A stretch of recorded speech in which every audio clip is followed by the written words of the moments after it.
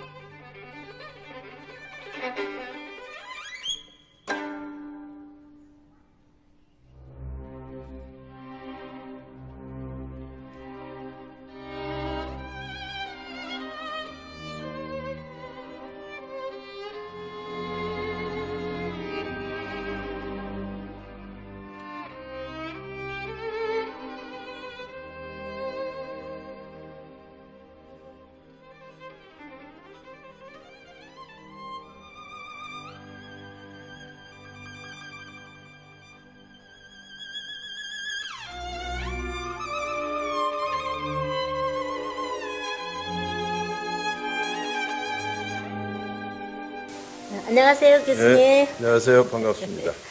교수님, 저 처음 뵙겠지만요. 저는요, 교수님 많이 배웠습니다. 그렇습니까? 예.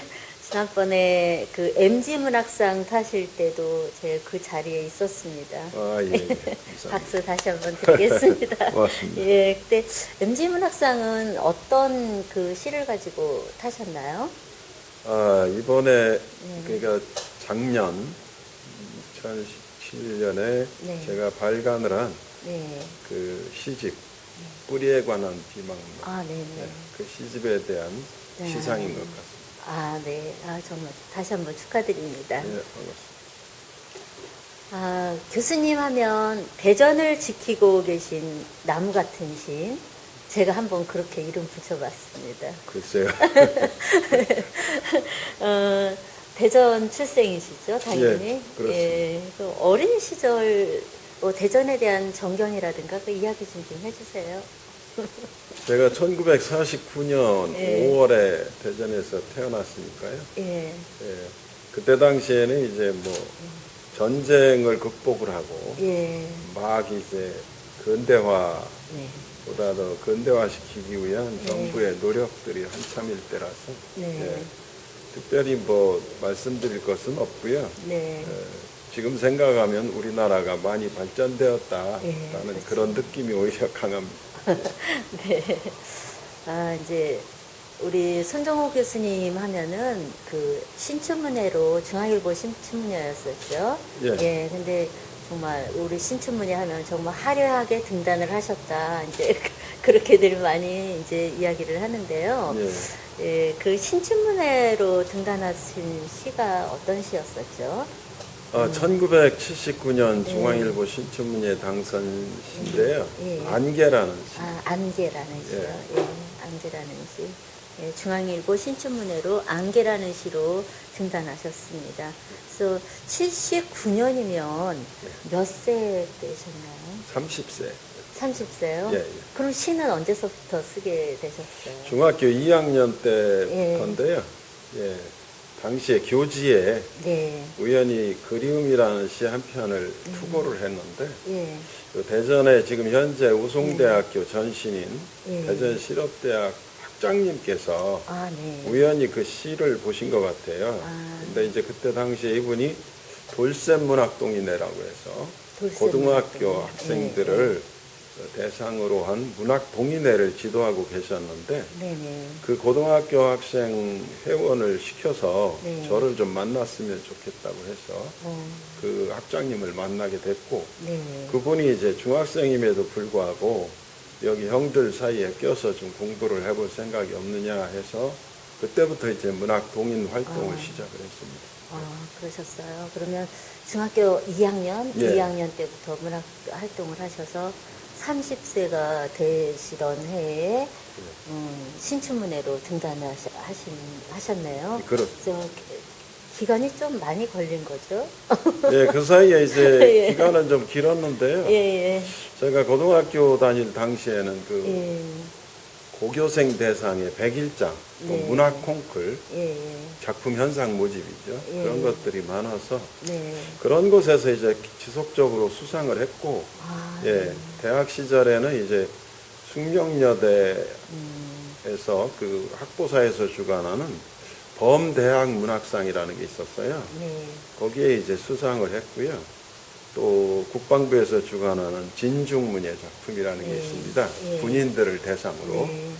거기에서도 당선을 해서 국방부 장관상을 수상을 했고, 또 뭐 국토통일원에서 주관하는 행사에서도 이제 당선을 해서 국토통일원 장관상을 수상을 했고, 네. 굉장히 즐거운 활동을 계속했죠. 아. 예. 또 제가 재학하고 있었던 그 충남대학교에서 이제 또 뭐 충대 문학상도 수상을 하고, 그래서 지속적으로 이제 그런 문학 활동을 했고, 또 그때마다 또 상을 타면서 문학 활동을 지속해 왔습니다.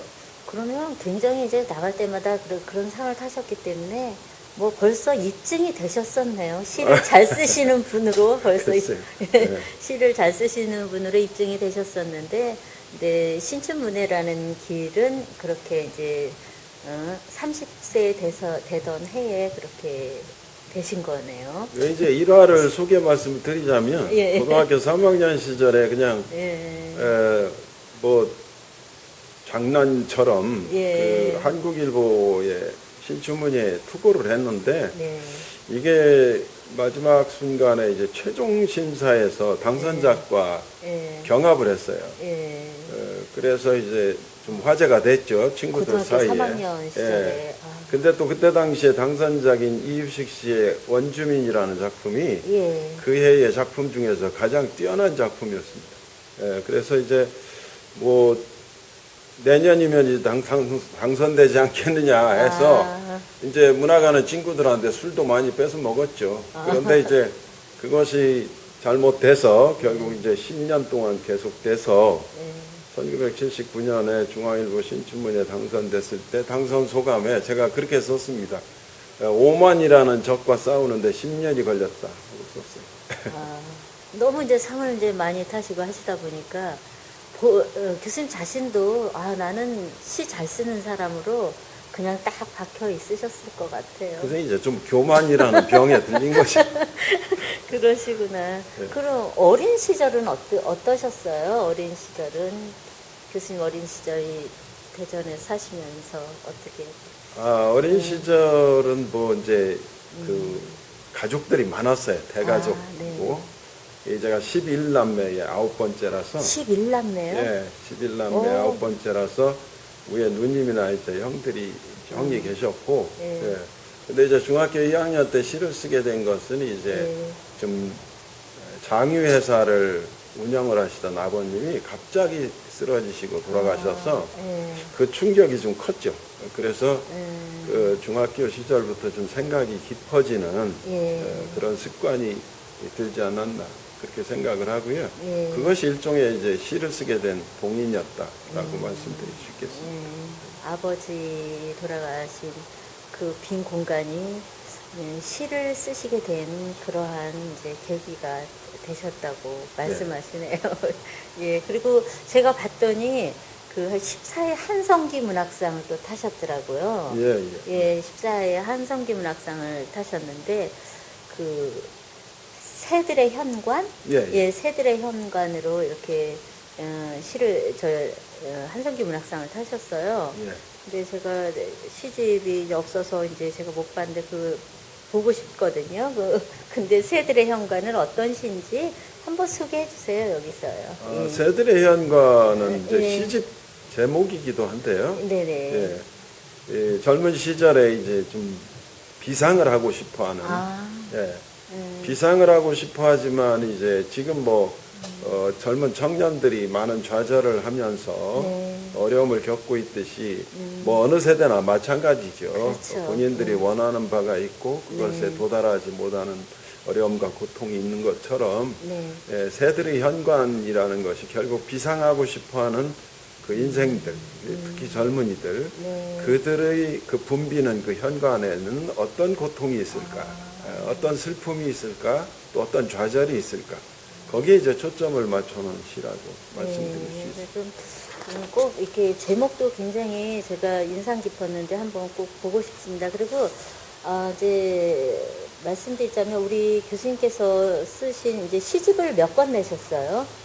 시집이 너무 많이 내셨죠. 예, 예. CD롬 시집이라고 해서 예. CD로 예. 원엔 이제 시집이 있어요. 네네. 그것까지 합쳐서 예. 또 이제 공저가 있습니다. 6명이 예. 같이 예. 시집을 낸 경우도 있고 그래서 전체 9권이 되겠습니다. 그래요. 제가 이제 저기 찾아본 거는 아까 말씀하셨던 새들의 현관이라는 시집이 있고요. 예. 그대의 벽지, 예. 예, 그것도 있고 숨은 신, 예. 예, 투명한 사랑, 예. 예, 그다음에 학술서적도 이제 여러 권 내셨어요. 예. 근대시의 영성과 종교성 예. 등 이제 여러 가지 내셨는데, 그래서 책을 이제 제가 소개를 이제 이 책만 좀 소개를 해드리겠습니다. 이게 언제 내신 책이죠?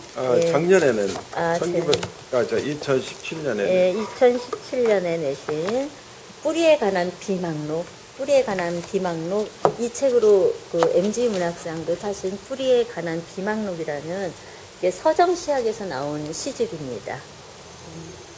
뿌리에 관한 비망록. 예. 이 시집에 대해서 조금 이렇게 말씀 좀 해주세요. 어떤 내용의 시들을 이렇게 쓰셨는지. 이게 참 오래간만에 나온 시집이라고 제가 이렇게 봤습니다. 예. 거의 10년 만에 예. 낸 시집인데요. 네네. 새들의 연관이라는 시집을 낸 이후에 네네. 이제 10년 만에 낸 시입니다. 그 사이에 저도 이제 오랫동안 재직하고 있었던 대학을 떠나야 됐고 또 나이가 이제 들면서 그 삶의 깊이랄까 이런 것들을 더듬게 되고 그러다 보니까 결국 뿌리라는 존재는 신이기도 하고 삶의 근원이기도 하고 세상의 근원이기도 하고 그런 상징적 의미를 띠고 있습니다. 그래서 우리는 그냥 나무를 보면 네. 줄기나 가지나 잎사귀나 뭐 또는 열매나 이런 걸 통해서 볼 뿐이지 사실은 흙 속에 있는 그 나무를 지탱해 주는 것은 실제 뿌리가 아니겠어요? 예, 그래서 뿌리에 대한 보이지 않는 세계에 대한 조망을 한번 해보고 싶다 해서 이제 뿌리에 관한 비망록인데 말 그대로 무시로 생각이 들어올 때마다 이제 잊지 않고 적어두는 것이 이제 비망록이니까 예, 10년 동안 끊임없이 잊지 않고 생각하며 묵상하며 쓴 시들을 종합해서 묶었다라고 말씀드릴 수 있겠습니다. 네. 제가 이제 교수님 뵈야지 하면서 인터넷 뒤지다 보니까 그 죽음학이라고 하는 예, 그런 강의를 하시더라고요. 뭐 삶을 위한 죽음학. 그래서 이런 것도 하시네 하면서 제가 그 인상 깊었거든요. 그걸 보면서. 그래서 이 부분, 이 삶을 위한 죽음학에서 소개도 좀 해주세요. 예. 삶을 위한 죽음학이라는 것은 이제 제가 특별히 초청받아서 그 하는 인문학 특강입니다. 네. 그래서 이제 죽음학이라는 학문이 있는가 하고 사람들이 의문시 하는데요. 이제 타나토로지라고 해서 미국 쪽에서 특히 1980년대에 이제 학문으로 정립이 됐어요.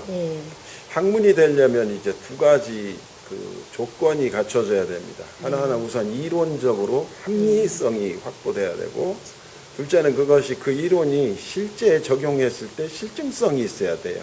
실제로 증명이 돼야 되거든요. 그런데 죽음은 죽어봐야지 하니까 실증성이라는 면에서 현저히 떨어졌는데 그동안의 이 임사 체험자가 우리가 생각하는 네. 것보다 훨씬 많았어요. 아, 미국의 경우에는 거의 800만 명 정도가 1970년대에 그 죽음을 경험을 했다라는 것이 밝혀졌거든요. 그래서 이제 레이몬드라는 그 교수가 네. 레이몬드 무디 교수가 150명의 네. 그 임사 체험자를 대상으로 해서 네. 이분이 이제 연구를 진행을 했죠. 그런데 이 150명은 평소에 그 말에 신실성이 있고 어떤 지식적 수준이 있고 이런 분들만을 아주 정선을 해서 그분들이 체험한 바를 이 단계별로 이제 통계를 내고 그것을 바탕으로 해서 이제 사람이 죽은 후에 어떤 과정을 겪는가 하는 것을 밝혔어요. 그 이후에 이제 많은 학자들이 이제 학문적인 연구를 진행을 했고 그러다 보니까 이제 타나토스라는 것은 그리스의 죽음의 신입니다. 아, 네. 그 타나토스 뒤에다 이제 이론이라는 의미를 가진 로지를 붙여서 타나토로지 하면 이제 죽음학이 돼요. 네. 그래서 죽음학이라는 학문이 이미 이제 정립이 됐고 우리나라에도 한국 죽음학회가 창립이 됐어요. 아, 그래서 이제 저는 신학대학원 박사과정에서 이제 우연히 그런 과목을 배우게 돼서 그 이후에 이제 제 나름대로 이제 주변에 임사 체험하신 분들의 체록도 하고 이러면서 이제 강의를 하게 됐죠. 예. 그래서 이제 저는 죽음학이라는 것이 그냥 학문적으로 이렇게 정립되는 그것이 아니라 많은 사람들이 좀 삶을 이해하는 네. 그런 특강이 됐으면 좋겠다 해서 언제나 그 특강 제목을 특강의 명칭을 삶을 위한 죽음학 이렇게 붙여서 인문학 특강을 하고 있습니다. 그러면 그 종교하고는 관련이 있는 건가요? 그게 종교하고? 이제 아니, 네. 죽음학 속에 예. 뭐가 있냐면 각 종교에서 말하는 죽음에 대한 연구도 있어요. 그러니까 이 죽음학 이전에는 대개의 경우 각 나라의 문화, 신화 속에 있는 죽음의 개념, 그것에 의존했죠. 아니면 이제 그 나라를 지배하는 종교, 그 종교의 교리에서 이야기하는 죽음. 그런 의미로만 사람들이 이제 받아들였는데 이제 20세기에 들어와서 죽음학이 정립되니까 사람들이 죽음에 대한 이해가 더 폭넓어지지 않을까 그렇게 생각합니다. 그럼 이 죽음학에 그 강의를 하시는데 이거를 듣는 사람들이 그 어떠한 그 결과도 그 어떤 뭐 때문에 이제 강의를 하시는가 이 방송을 듣는 사람들이 이제 도대체 저거를 뭐 때문에 하는 거야? 저게 도대체 뭔 소리야 할 것 같은데 한번 어떤 결과라든가 아니면 그런 게 있을까요? 그래서 이제 이렇게 생각하면 되겠죠. 우리가 삶을 이해하는 방식은 여러 가지 있지만 네. 죽음을 이해함으로써 삶의 본질이 더 확실해질 수 있다. 다시 말하자면 우리가 어둠을 가지고 빛을 설명하면 훨씬 명료하겠죠. 그런데 어둠을 제외하고 빛을 설명해보라 하면 설명하기가 어려울 거예요. 그렇죠. 그래서 죽음에 대한 이해가 정립이 됐을 때 삶의 이해가 보다 더 확실해질 것이다. 그런 의미에서 저는 이 죽음학이라는 학문에 의의가 있다고 보고요. 그래서 그런지 많은 분들이 강의를 강연을 들은 후에 제 이구동성으로 하시는 말씀이 마음이 편안해졌다.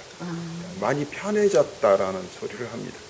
그리고 이제 많은 분들이 이렇게 상처를 받고 있잖아요. 아버님이 그쵸. 떠나신 것, 또 친구가 죽었을 때 이런 마음의 상처, 영혼의 상처들이 있는데 그 상처가 많이 아물었다. 뭐 이런 말씀들. 좀 치유의 효과가 좀 있는 치유의 효과가 있네요. 예. 그래서 그렇구나. 그래서 잘은 모르겠지만 한번 들어봐야 되겠다 그런 생각이 드는 분입니다. 예, 인문학 특강이 자주 있으니까요. 연락 기회가 주십시오. 되시면. 그리고 저 교수님 제가 뵀을 때 저분은 아주 그냥 근엄하시고 위험 있으시고 함부로 이렇게 말도 안 하실 것 같은 이제 그런 모습을 지니고 있으신 분이셨어요. 제가 이렇게 밖에서 이렇게 바라봤을 때요. 근데 저런 교수님한테도 러브 스토리라는 게 있으실까? 그런 생각을 했는데 러브 스토리 있으세요? 지금 살고 있는 네. 아내하고는 인연이 좀 내내 문학에서 시작됐죠. 아, 네. 예. 저 교수님이신 걸로 알고 있어요. 예, 저 대전대학교 예. 영문과 예. 교수로 이제 재직하다 이번 2월에 이제 정년을 하게 되는데요. 네네. 고등학교 시절에 충남대학교 전국 101장에서 이제 제가 시부 장원을 했고 제 아내가 산문부 장원을 했어요. 그런데 그때는 아무런 수인사가 없었죠. 그냥 그런가 보다 했는데 대학에 들어와서 보니까 저는 국문과에 입학을 했고 네. 제 아내는 이제 영문과에 입학을 한 거예요. 같은 대학에. 예, 예. 그래서 이제 그때부터 문학 활동을 같이 하게 하셨네. 됐는데 예. 1학년 때 충남대 문학상이라는 걸 또 같이 당선이 돼서 예. 개교기념일날 같이 이제 상을 타게 됐어요. 예. 그래서 이제 제가 그랬죠. 제발 좀 그만 쫓아다니라고. 그런데 이제 그런 말 한마디가 뭐 좀 뭔가를 예. 환기시켜서 그런지 예. 그 이후에 이제 만날 때마다 계속 서로 공격하고 뭐 이러는데 이 공격이 아니라 사실은 일종의 관심. 이제 역설적인 태도죠. 예. 그러다 이제 결국 9년 동안 연애를 하고 예. 그리고 이제 결혼을 하게 됐습니다.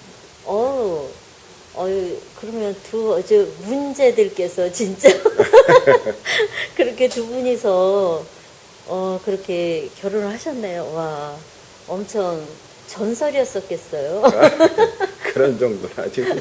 그런 정도는 아니시고요. 예, 그러시구나. 그래서, 우리 교수님, 여기, 뿌리에 관한 비망록에서 제가 시를 하나 읽어드리고 싶어요. 우리 시청자들한테 시를 하나 읽어드리고 싶은데, 이렇게 봤더니, 이제 치유라는 시가 있어요. 이제 치유라는 시를 하나 읽어드리고 싶은데, 이 치유라는 시는 어떻게 쓰시게 됐는지 한번 이야기 먼저 해 주시고 읽으면 될 것 같아요. 요즘에 뭐 예. 일종의 사회적 화두잖아요. 예. 힐링, 뭐 예. 치유, 이제 이런 이야기들을 많이 하는데 치유라는 것은 어떤 것이 치유일까라고 했을 때 네. 모든 종교들이 이야기하듯이 네. 치유란 궁극적으로 네. 근원적인 평화, 네. 사랑으로 돌아가는 일이다. 결국 그것은 이제 하나가 되는 일이다라는 생각을 했고요. 네. 그런 의미를 안에 다 담으려고 노력을 했습니다. 네. 네. 한번 읽어드리겠습니다. 치유 손종호. 치유란 하나로 돌아가는 일이다. 하루의 상처를 싸매며 새들은 숲으로 가고 누군가를 용서하지 못해 하구에 머뭇거리던 강물도 고개를 숙이며 바다로 깃든다. 저무는 마을을 하나같이 쌓안고 도는 예배당의 종소리, 걸음을 멈춘 구름도 산마루 가까이 기대어 선다. 나누어진 것들을 꾸짖는 듯 죽음이 얼마나 넉넉한 품인가를 침묵으로 보여주듯 어둠은 별빛조차 덮어버렸다. 이제 내게 남은 일은 오직 하나. 길 찾는 누군가를 위해 빈 창가에 등불 하나 밝혀야 한다. 참 좋습니다. 이 시 참 좋은 시인데 우리 낭송가들이 한번 보시고 낭송해 주셨으면 좋겠습니다. 그래서 어떻게 이제 제가 이렇게 이 방송이 신앙송가들이 많이 보는 그런 방송입니다. 아, 그래요? 예, 그래서 신앙송가들이 많이 보는 방송인데요. 교수님, 이렇게, 저는 이제 지금 이렇게 읽어드렸는데, 예. 그, 낭송에 대해서 어떠한 생각을 가지고 계신가요? 예. 시낭송 또는 뭐 낭독 문화 네네네. 이것이 우리 사회에 급격히 퍼지는 것 같아요. 네네. 그런데 저는 그런 문화 현상은 대단히 바람직하다고 생각을 합니다. 네네. 왜냐하면 시가 됐던 문학이 되었던 이것을 공유하는 네. 이런 분들이 많아진다는 것은 오늘날 21세기를 문화의 시대라고 하는데 네. 이 문화의 시대에 두드러진 특징이고 또 바람직한 사회적 현상이다라고 생각을 해요. 특히 신앙송가들의 문학의 발전에 대한 기여는 대단하다고 볼 수 있죠. 왜냐하면 생활 속에 우리의 시심을 깃들게 하고 시의 향기가 우리 사회에 깊숙이 파고들 수 있도록 그 일종의 전도자 역할을 하고 있다라는 점에서 대단히 긍정적으로 평가를 합니다. 근데 이제 다만 그 시낭송가 가운데 네. 이제 기본이 조금 갖추어지지 않은 분들도 있어서 네. 시인들이 이제 가끔 그 본인의 시가 낭송된 것에 대해서 불만을 토로하는 경우가 있어요. 네. 저는 이제 시를 배울 때 네. 우리 스승님께서 시를 한 편 쓰면 적어도 50번 이상 읽어라. 예. 근데 그분이 요구하시는 것은 거의 100번을 읽으라고 하세요. 왜 읽으라고 하시냐면, 이게 현대시는 이게 이제 시조처럼 뭐 3, 4, 3, 4 뭐 이런 외형률이 없이 느낌으로만 아는 느낌의 율조기 때문에 이 내재율을 정확히 알려면 본인의 시가 내 느낌의 율조가 맞느냐 안 맞느냐를 확실히 알아야 된다는 거예요. 근데 제 경험에도 쭉 읽다 보면 율조가 안 맞는 부분이 사실은 고쳐져야 되는 부분이에요. 예, 그래서 시상의 흐름이 자연스러우면 느낌이 좋아요. 근데 시상의 흐름이 자연스럽지 못하면 꼭 걸려요. 그래서 우리 스승님이 그렇게 말씀하신 것 아닌가 하는 생각이에요. 그런데 시낭송가 분들이 본인이 느낌을 좀 쫓아야 되는데 많이 이렇게 읽어서 스스로 다 암송할 뿐만 아니라 그것이 자기 것이 돼야 돼요. 그러면 많은 분들이 정말로 공감하는 그 깊이가 달라질 것이다 라는 생각을 합니다. 그러면 이제 시인은 사실은 익명의 이름도 알 수 없는 미지의 독자에게 메시지를 전한 거잖아요. 그러면 그 메시지를 중간에서 전달하는 시낭송가가 어떻게 전달하느냐에 따라서 독자의 느낌이 달라진다는 얘기죠. 이럴 경우 그 시낭송가가 조금 더 노력을 해서 시를 깊이 이해하고 완전히 자기 것으로 만든 다음에 낭송을 해주면 훨씬 더 감동의 깊이가 또 감동의 폭이 넓어지지 않을까 그런 생각을 우리 신앙송가님들께서 이 방송 많이 보셔야 하겠습니다. 부끄럽습니다. 많이 보시고 그래서 우리 시인이시고 또 우리 국문학자님이시죠? 예. 국문학자님이신 우리 교수님께서 이렇게 말씀하셨는데 좀 많이 공부해야 되겠다라는 생각이 다시 한번 이렇게 들게 됩니다. 그래서 정말 많이 읽어야 되고 시는 많이 읽어야지 또 낭송도 잘할 수 있게 되는 것 같습니다. 맞습니다. 예. 그래서 그런 이야기들을 이제 좀 많이 할 수 있는 그런 계기가 되었으면 좋겠습니다. 예, 감사합니다. 그럼 교수님 그러면 특별히 계획하시고 계신 일이라든가 아니면 당부하고 싶은 이야기가 있으시다면 한번 이 자리를 빌어서 말씀해 주세요. 저는 이제 현대문학을 연구하고 현대문학을 가르치면서 또 시를 쓰고 이렇게 이제 생활을 해온 사람이죠. 그런데 제가 10년 전에 대전에서 세빈문화 아카데미라는 비영리 사회단체를 만들었어요. 왜냐하면 그 비영리 사회단체 세빛문화 아카데미는 당시에 인문학 특강을 개설을 해서 네. 여러 분야의 교수들이 인문학 강의를 시작을 했어요. 네. 그래서 이제 당시에 지방에서 아마 그렇게 본격적인 인문학 특강을 시작한 사례가 없습니다. 네. 그래서 조선일보, 한국일보 등지 등의 이게 이제 메이저급의 그 신문사에서 집중 조명을 해줬어요. 네. 그래서 그런지 대전만이 아니라 여기 뭐 가까이 있는 영동, 옥천, 뭐 심지어는 공주, 예산 이런 데서도 사람들이 오더라고요. 그래서 이제 활성화돼서 10년 동안 그 세빛문화 아카데미로 운영을 해왔어요. 그런데 이 어느 단계에 가니까요, 무슨 일이 일어나냐면 이제 오시는 분들에게 이제 무료 강좌인데다가 회원들끼리 이제 십시일반 돈을 내서 뭐 이제 간단한 요기할 만한 걸 이렇게 해놨는데 오셔서 들으시는 분들 가운데 너무 많이 가져가시는 분이 있어요. 요기할 건데. 그래서 아니 왜 이렇게 금방 없어지냐고 물어봤더니 아침을 못 드신 분이 있는 것 같아요. 이러더라고요.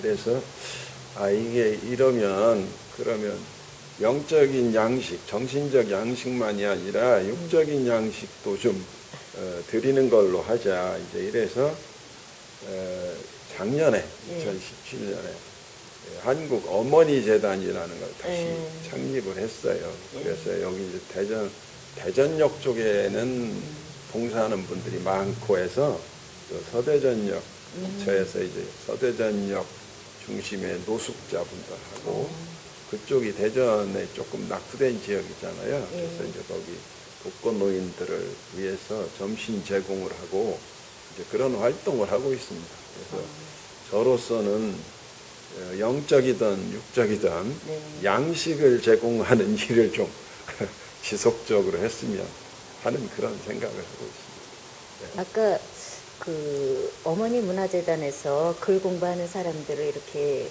가르치신다고 했잖아요. 예. 그런 관심이 많은 그런 분들이 계시니까 정확하게 어디서 어떻게 하는지 이 방송에서 한번 말씀해 주세요. 예. 그 강의는 문학 강좌는 그 매주 수요일 날 대전 용문역 근처에 그 수정 빌딩 6층에 그 강의실이 있습니다. 그래서 그 강의실로 오시면 되고요. 이제 물론 사전 등록을 해야 되겠죠. 또 인문학 특강도 주로 그 장소에서 계속되고 있습니다. 교수님, 그럼 오늘 이제 시 한 편 이렇게 시청자들을 위해서 낭송 하나 해주세요. 알겠습니다. 시집 뿌리에 관한 비망록에 수록되어 있는 시 병일이라는 시, 이게 1, 2, 3으로 이어지는 시 가운데 제일 첫 번째 나오는 시입니다. 병이라는 제목의 시인데요.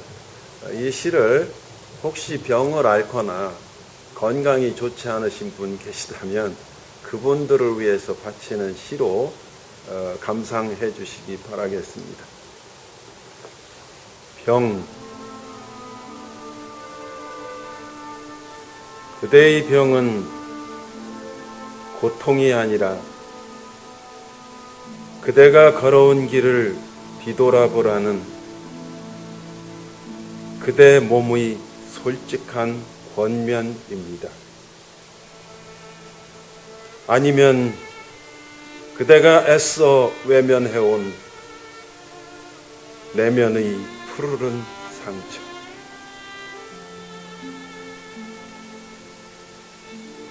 모든 길은 그대가 결정합니다. 때로는 산을 오르기보다 내려오기가 더욱 어렵지만 비움으로써 낮은 데를 향함으로써 아픔이 오히려 감사로 변하는 강물의 신비. 그대의 병은 슬픔이 아니라 그대의 영혼을 성장시키는 사랑의 또 다른 뿌리랍니다.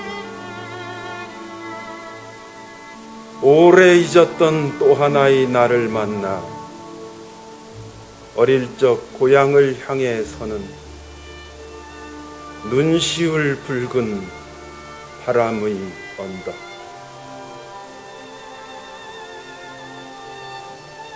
지금까지 홀로 걸어온 나를 놓아두고 햇빛이 가림없이 누리에 충만하듯 땅의 넉넉함이 가을이면 무슨 씨앗이든 열매로 되돌려 주듯